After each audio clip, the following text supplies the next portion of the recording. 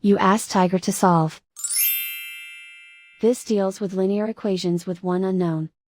The final result is x equals 5/3. Let's solve it step by step. Simplify the expression. Expand the parentheses. Multiply the coefficients. Simplify the arithmetic. Group all x terms on the left side of the equation. Subtract 4x from both sides. Group like terms.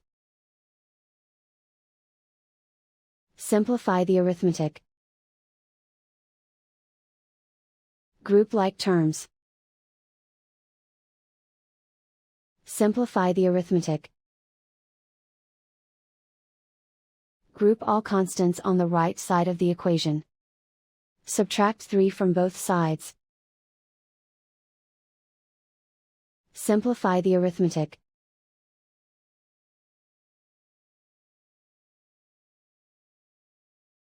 Isolate the x. Divide both sides by -3. Cancel out the negatives. Simplify the fraction.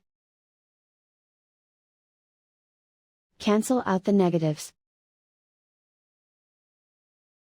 And so the final result is x equals 5/3.